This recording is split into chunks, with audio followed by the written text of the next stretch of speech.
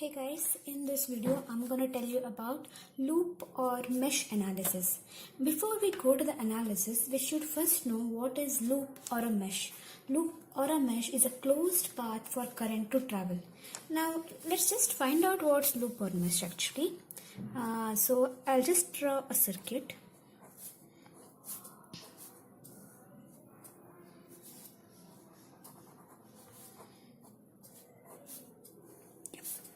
So here you can find a CS circuit here. So there are two loop actually, loop 1 and loop 2, because these are the closed paths in which current can travel. Now for loop or mesh analysis, our basic formula is V is equal to IR. Here current I is unknown, whereas voltage and resistances are known. So now how to solve this problem? Before we solve, there is one small thing we should remember. So if we are having a cell like this and our assumed current direction is in this way, and we have a cell like this and our assumed current direction is in this way. So now let's make it more specific. This must be taken as negative and this must be taken as positive. So I'll just give like common value 5 volt and 5 volt. Then this particular thing will be minus 5 volt and this particular thing will be plus 5 volt. So this is a bit basic which you must be knowing. Yeah. Now to understand this better, let's do a problem. I hope this circuit is visible to you, and the best method to solve loop or mesh analysis is using matrix method. So now let's just put a matrix on.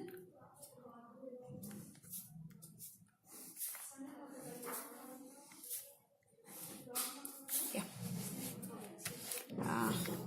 Okay. Now before writing the matrix, first assign loop current directions like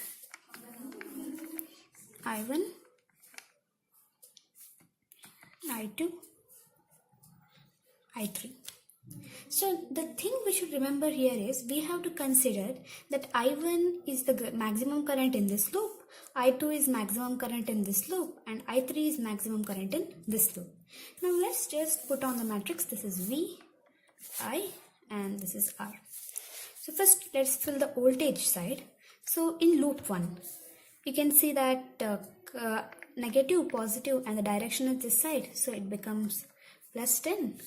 Whereas in second, positive, negative, and the direction is this side, whereas current direction is in the opposite side, so this will be minus 20. Whereas in the third loop, there is no voltage source present at all, so it is 0.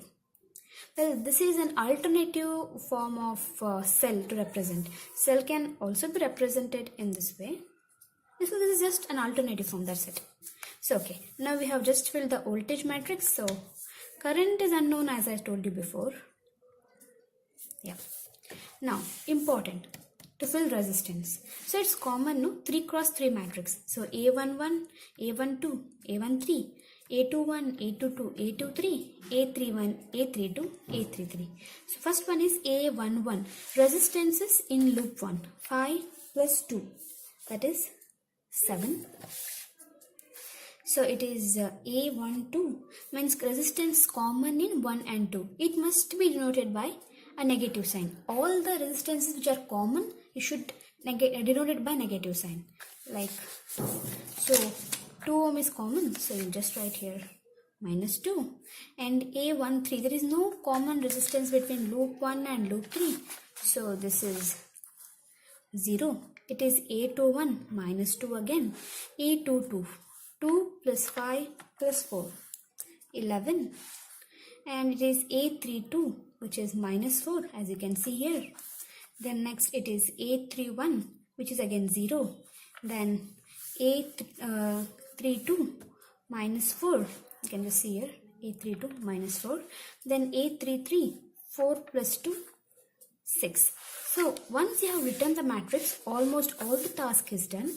Just use your scientific calculator and find the value of I1, I2 and I3. Yeah. You get the values of current as I1 as 0.797 ampere, I2 is minus 2.20 amperes, and I3 is minus 1.472 amperes. But you can ask me why this current is negative. Current can't be negative. Actually, the direction which we have taken is wrong. This current is flowing in anti-clockwise direction. That's it. The negative sign just symbolizes the direction of current you have chosen. Now, if they tell you to find current across this 2 ohm resistor, then you will just go like this. I across 2 ohm is equal to anything. I2 minus I1 or I1 minus I2. Anything is convenient. So if I take I2 minus I1, it will be minus 2.20 minus 0.797.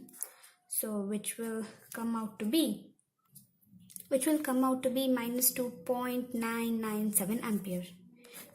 Why is this negative sign? So means the current direction is in opposite way. That's it. Negative sign just symbolizes the direction, nothing more than that. So there is no need to worry whether the value of current is negative or positive. It is just the matter of direction of current. That's all. This is very simple how to solve a loop or mesh analysis by matrix method. Thank you for watching.